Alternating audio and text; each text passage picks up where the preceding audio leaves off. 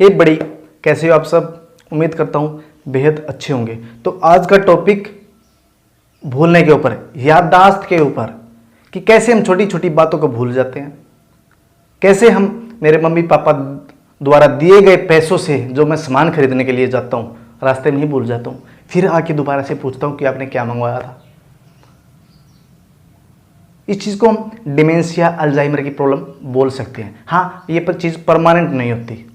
सबसे पहला पॉइंट आज मैं आपको बताऊंगा कि आपकी भूल के क्या मूल कारण होते हैं जिसकी वजह से आप कुछ भी बात याद नहीं कर पाते, या फिर आपको विचार आते आते ही आपके दिमाग में चले जाते हैं।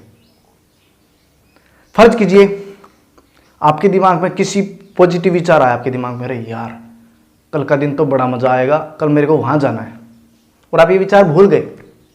या फिर किसी भी विचार को आप याद करना चाहते थे और वो ऑटोमेटिक आया और एक सेकंड बाद गायब हो गया, और आप उसको ढूंढते रहते हो, साला कौन सा दिमाग में आया था यार, मैं भूल गया।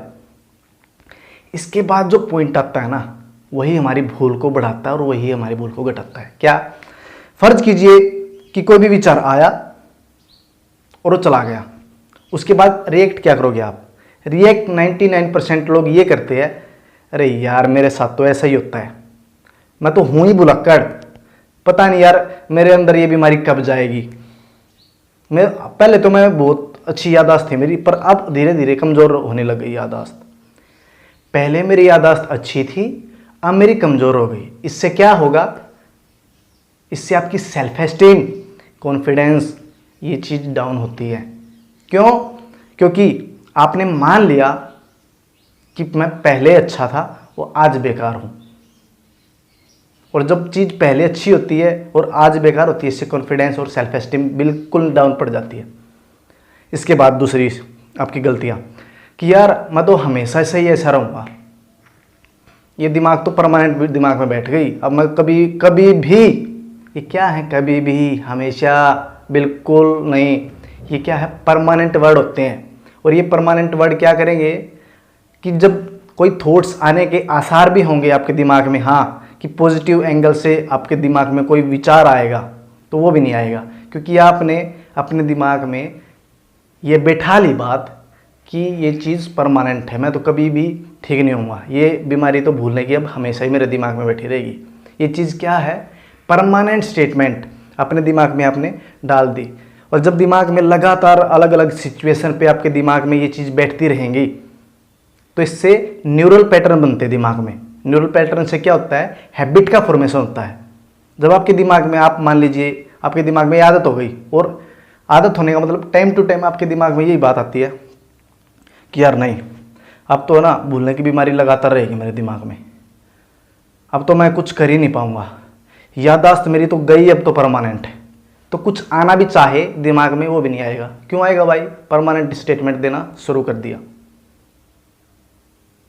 और भूलना एक पाप नहीं है, भूलना भी शाप नहीं है, भूलना एक परमानेंट चीज़ नहीं है।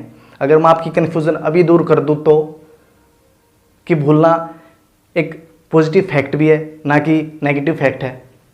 फर्ज कीजिए आप एक छोटे से विचार को लेकर बैठ गए कि यार मेरे दिमाग में आया नहीं, मैं तो भूल गया, मेरे को भूलने की बीमारी पड़ गई।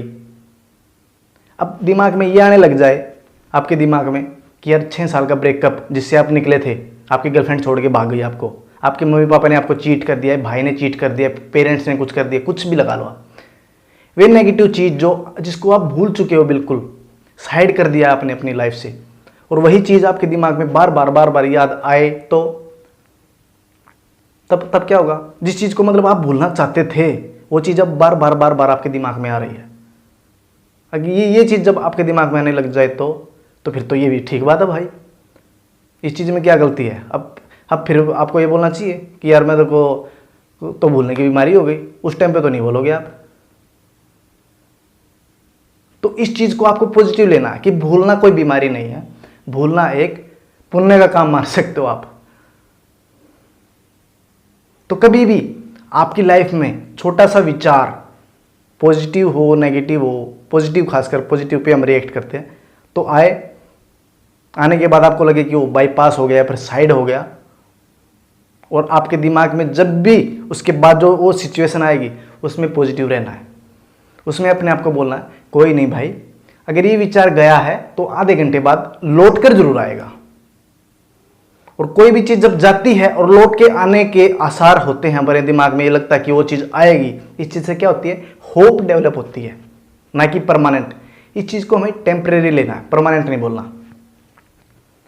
परमानेंट जब हम अपने आप को बोलेंगे कि यार, अरे ये किसी भी फील्ड में हो सकता है, ना कि भूलने की बीमारी में। परमानेंट अपने आप को बोलना ही नहीं कभी भी, क्योंकि कोई भी चीज इस धरती पे स्थायी नहीं है।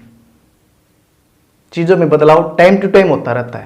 कभी भी कुछ भी दिमाग में आए तो उस चीज़ को परमानेंट बोलना ही नहीं अपने प्रति कि यार मैं तो भूल गया, मैं तो हमेशा ही ऐसा रहूँगा, मैं तो कभी याद ही नहीं कर पाऊँगा, मेरे थॉट्स अक्सर आएंगे और अक्सर ही भाग जाएंगे।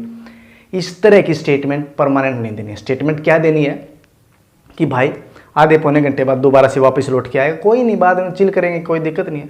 दूसरी बात, अगर ये थॉट्स मेरे दिमाग में आया भी नहीं तो बहुत सारे नेगेटिव थॉट्स ऐसे होंगे जिनसे मैं बचा हुआ, जिनको मैं भूला हुआ हूँ। आपको यमराज आकर के ये बोले कि 1 महीने बाद आपकी मृत्यु हो जाएगी और आप एक कोई कोर्स कर रहे हो 1 साल के लिए, और आप उसके लिए तन मन धन तीनों चीज़ें लगा रहे हो कि ये चीज़ मेरे को 1 साल बाद चाहिए, पर आपका बिलीफ यमराज ने आकर ये डाल दिया आपके दिमाग में कि साला 1 महीने बाद मेरी डेथ होना बिल्कुल तय है।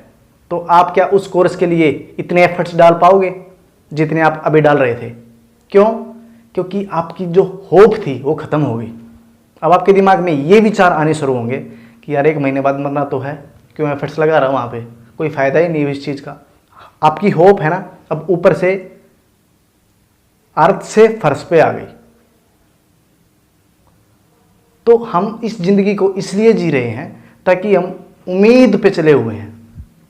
आपको लगता है यार 6 महीने बाद मेरी शादी होगी, उसके बाद मेरी अच्छी जॉब लग जाएगी, या फिर जॉब लगेगी फिर शादी होगी, फिर आगे गाड़ी लूँगा, फिर बच्चे होंगे, फिर पता नहीं क्या क्या। ये जो आपने सोच रखा है ये एक आपकी होप पैदा करती है और होप पर ही दुनिया चलती है भाई। तो दोस्तों, कभी भी भूलने की बीमारी आए तो सबसे पहला पॉइंट ये हो कि गया हुआ वापस जरूर आएगा। ध्यान रखना, परमानेंट इस धरती पे कुछ नहीं, स्थायी कुछ भी नहीं है। तो दोस्तों, आज के लिए बस इतना ही, मैं ज़्यादा बोल गया। तो ये इन्फॉर्मेशन अगर आपके लिए 1% भी काम आए तो like, share and subscribe plus bell icon दबाकर जाना भाई। इसी तरह मैं काम के किस्से लेकर आता रहूँगा। Thank you so much, wish you all the best.